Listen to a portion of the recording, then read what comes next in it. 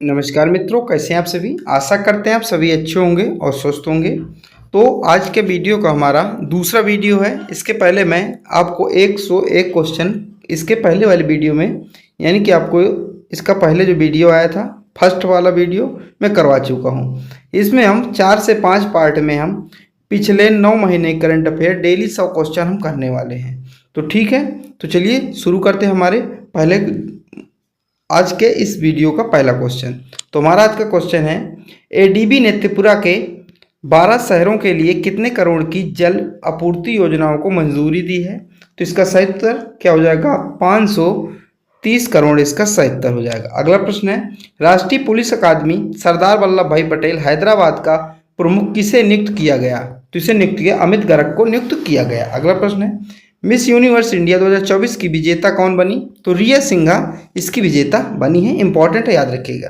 जिनका भी SSC GD MTS का है और जिनका एनटीपीसी का, क्योंकि एनटीपीसी का लगभग पिछले साल भर का क्वेश्चन, यानी कि पिछले 12 महीने की करंट अफेयर जो है पूछी जाती है। तो आप ये वीडियो क्या देखते रहिए। इसके पहले मैं पिछले 6 महीने की वीडियो करवा चुका हूँ, तो आपने नहीं देखा तो इसको भी देख लीजिएगा। तो हमारा अगला प्रश्न है, केंद्र शासित प्रदेश लद्दाख में कितने नए जिले बनाए जाने की घोषणा की गई है। तो इसमें 5 नए जिले, किसने 5 नए जिले बनाए जाने की घोषणा की गई है। इसके पहले जो लद्दाख में केवल 2 जिले थे, कौन से 2 जिले थे, इसके अलावा 5 जिले बनाने की घोषणा की गई है। अगला है, एशियाई सर्किंग चैंपियनशिप 2024 में भारतीय टीम ने कौन सा पदक जीता। तो रजत पदक जीता है। ठीक है। अगला है, हाल ही में बांग्लादेश क्रिकेट बोर्ड का नया अध्यक्ष किसे चुना गया। तो फरूक अहमद को चुना गया है। अगला प्रश्न है, यूनिफाइड पेंशन स्कीम लागू करने वाला पहला राज्य कौन सा बना है। तो पहला राज्य बना है महाराष्ट्र बना है। ठीक है। अगला प्रश्न है, भारत के पहले रियूजेबल हाइब्रिड रॉकेट का निर्माण किसने किया। तो स्पेस जॉन इंडिया और मार्टिन ग्रुप ने किया। अगला प्रश्न है, केंद्र शासित प्रदेश लद्दाख में बनाए जाने वाले 5 जिले के क्या नाम है। तो 5 जिलों के नाम कौन कौन से हैं। तो इसका जांस्कर है, ट्रांस है, साम है, नुब्रा है और चांगथांग। ये नए जिले हैं 5 जो कि लद्दाख में बनाए जाएंगे। अगला है, एशियाई सर्किंग चैंपियनशिप 2023-24 का आयोजन कहाँ किया गया। 2024 का आयोजन मालदीव में किया गया है। ठीक है। अगला है, भारत के पहले रीयूजेबल हाइब्रिड रॉकेट का सफल परीक्षण कहाँ किया गया। तो ये चेन्नई में किया गया है। अगला प्रश्न है हमारा, क्या है, राष्ट्रीय अंतरिक्ष दिवस कब मनाया जाता है। तो राष्ट्रीय अंतरिक्ष दिवस 23 अगस्त को मनाया जाता है। अगला है, एबीडी ने महाराष्ट्र में स्वास्थ्य सेवा को बढ़ावा देने के लिए ऋण देने का वादा किया। कितना ऋण देने का वादा किया है। तो $500 मिलियन देने का वादा किया। अगला है, नेस्कॉम के मनोनीत अध्यक्ष के रूप में किसे नियुक्त किया गया। तो राजेश नाबियार को नियुक्त किया गया है। अगला प्रश्न है, भारतीय विमानपत्तन प्राधिकरण के अंतरिम अध्यक्ष के रूप में किसे नियुक्त किया गया। तो ये एम सुरेश को नियुक्त किया गया है। अगला प्रश्न है, महाराष्ट्र के पहले सोलर विलेज का उद्घाटन किस राज्य में किया गया। तो सतारा में किया गया है। अगला प्रश्न है, हाल ही में नए केंद्रीय गृह सचिव के रूप में किसने पदभार संभाला। तो गोविंद मोहन ने पदभार संभाला है। अगला है, HCL टेक्नोलॉजीज ने हाल ही में नए CFO के रूप में किसे नियुक्त किया। तो शिव वलिया को नियुक्त किया। अगला है, भारत ने हाल ही में किस देश के साथ ग्रीन अमोनिया एक्सपोर्ट एग्रीमेंट किया। तो जापान के साथ किया है। अगला प्रश्न है हमारा, हाल ही में global finance central bank report card में A+ रेटिंग किस भारतीय को मिली है। तो शक्तिकांत को मिली है। RBI के वर्तमान क्या है, गवर्नर है। अगला है, भारतीय नौसेना ने हाल ही में इंजीनियरिंग उपकरणों के लिए किसके साथ समझौता किया है। तो BEML लिमिटेड के साथ जो है समझौता किया। अगला है, आगामी महिला T20 विश्व कप का आयोजन बांग्लादेश की जगह किस देश में किया जाएगा। तो UAE में किया जाएगा, यानी कि संयुक्त अरब अमीरात में किया जाएगा। पहले बांग्लादेश में किया जाना था, लेकिन अब इसमें कहाँ, UAE में किया जाएगा। अब इसकी विजेता भी आप लोग देख लीजिए, जो महिला T20 विश्व कप, इसका विजेता जो है न्यूजीलैंड बन गई है। ठीक है, ये आपको याद रखना। अगला है, पेरिस पैरालंपिक 2024 के लिए भारतीय दल के सेफ डी मिशन के रूप में किसे नामित किया गया। तो सत्य प्रकाश सांगवान को नियुक्त किया गया है। अगला है, सिनसिनाटी ओपन 2024 का महिला एकल का खिताब किसने जीता। तो आर्याना साबालेका ने जीता है। अगला प्रश्न है, सिनसिनाटी ओपन 2024 का पुरुष एकल का खिताब किसने जीता। तो जैनिक सिनर ने जीता। अगर महिला का पूछे या पुरुष का जीते तो आपको दोनों को याद रखना है। अगला है, राष्ट्रीय भूविज्ञान पुरस्कार की स्थापना किस मंत्रालय द्वारा की गई? तो खान मंत्रालय द्वारा की गई। देखिए बहुत ये क्या कंफ्यूजन वाला प्रश्न है, क्यों? देखिए राष्ट्रीय भूविज्ञान पुरस्कार पूछ रहा है तो यहाँ पे साइंस ऐसा कुछ मंत्रालय होगा या शिक्षा मंत्रालय, तो वहाँ पे क्या कंफ्यूजन हो जाएगी, लेकिन इसका खान मंत्रालय ने इसकी स्थापना किया है। अगला है विश्व मानवीय दिवस प्रतिवर्ष कब मनाया जाता है? तो 19 अगस्त को मनाया जाता है। अगला प्रश्न है प्रधानमंत्री नरेंद्र मोदी ने मलेशियाई पीएम के साथ द्विपक्षीय बैठक, मलेशिया में प्रधानमंत्री कौन है? यानी कि मलेशिया के प्रधानमंत्री कौन है? तो अनवर इब्राहिम मलेशिया के जो कि हैं प्रधानमंत्री। अगला है हर साल सद्भावना दिवस किसकी जयंती पर मनाया जाता है? तो राजीव गांधी की जयंती पर हर साल सद्भावना दिवस मनाया जाता है। अगला है केंद्रीय मंत्री वीरेंद्र कुमार सिंह ने कहाँ पर 17वें दिव्य कला मेले का उद्घाटन किया? तो रायपुर में किया है। ठीक है। अगला है भारत और किस देश के बीच संयुक्त सैन्य प्रशिक्षण अभ्यास मित्र शक्ति का आयोजन किया जा रहा है? तो ये श्रीलंका के साथ किया जा रहा है। अगला है पेरिस पैरालंपिक 2024 के उद्घाटन समारोह के लिए भारत के ध्वजवाहक के रूप में किसे चुना गया? तो सुमित अंतल को चुना गया। अगला प्रश्न है संयुक्त राष्ट्र में भारत के नए राजदूत के रूप में किसे नियुक्त किया गया है?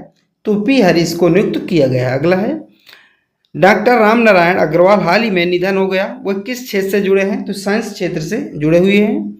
अगला है प्रवर्तन निदेशालय के नए प्रवर्तन निदेशालय के रूप में किसे नियुक्त किया गया? तो राहुल नवीन को नियुक्त किया गया है। अगला है किसे हाल ही में देश का अगला गृह सचिव नियुक्त किया गया? तो गोविंद मोहन को गृह सचिव नियुक्त किया गया है। अगला है तीसरे वॉइस ऑफ ग्लोबल साउथ शिखर सम्मेलन की मेजबानी कौन सा देश करेगा? तो भारत करेगा। अगला है हाल ही में भारत में कितने नए रामसर साइट की घोषणा की गई? तो 3 रामसर साइट की घोषणा की गई और टोटल 85 हैं। अगला है भारतीय पुरुष क्रिकेट टीम के नए गेंदबाजी के कोच में किसे नियुक्त किया गया? तो मॉर्ने मॉर्कल को नियुक्त किया गया। ये साउथ अफ्रीका के हैं। ठीक है।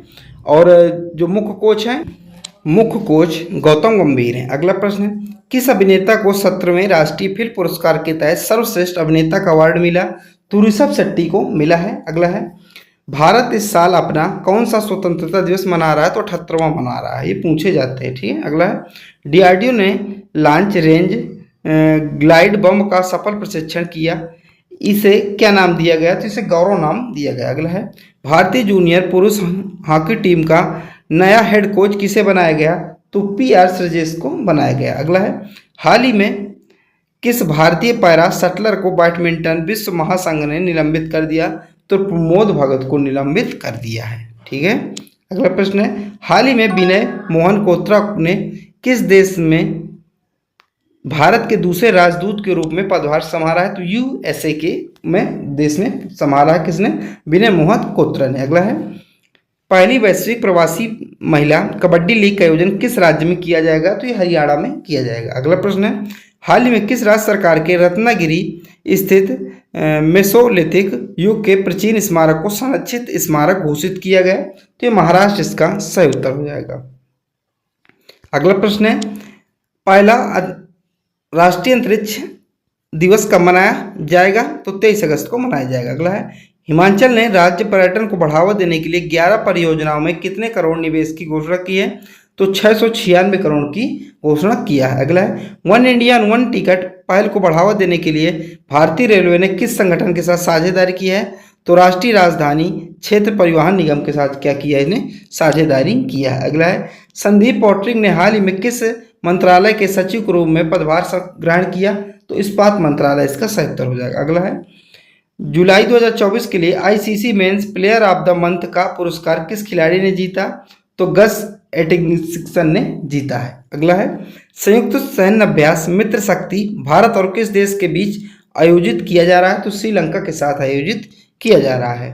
अगला है हाल ही में किस बैंक ने दृष्टिबाधित ग्राहकों के लिए विशेष ब्रेल डेबिट कार्ड लॉन्च किया? तो पीएनबी ने ऐसा किया है, यानी कि पंजाब नेशनल बैंक। अगला है बिग क्रिकेट लीग बीसीएल के दीर्घकालिक प्रसारण सौदा किस राष्ट्रीय प्रसारण के साथ किया है? तो इस प्रसार भारती इसका सही उत्तर हो जाएगा। अगला है भारतीय मंडपम से हर घर तिरंगा बाइक रैली को हरी झंडी दिखाकर किसने रवाना किया? तो उपराष्ट्रपति जगदीश धनखड़ ने रवाना किया है। अगला है जुलाई 2024 के लिए ICC women's player month of the month का अवार्ड किसने जीता? तो चमारी जो अट्टापट्टू है इन्होंने जीता, ये श्रीलंका की खिलाड़ी है। अगला है ईवी डिलीवरी फ्लीट का विस्तार करने के लिए अमेजन इंडिया ने किसके साथ समझौता किया? तो जेंटारी के साथ समझौता किया है। अगला है हाल ही में भारत का कैबिनेट सचिव किसे नियुक्त किया गया? तो टीवी सोमनाथन को जो है नियुक्त किया गया है।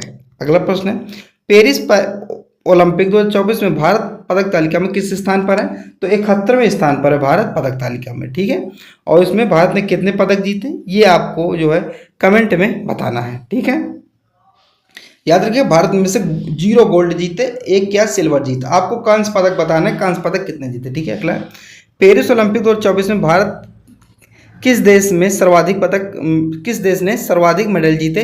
तो ये यूएसए ने जीते थे। ठीक है, अगला है भारत ने हाल ही में किस देश के साथ यूपीआई सेवा शुरू करने के लिए समझौता किया? तो मालदीव के साथ समझौता किया है।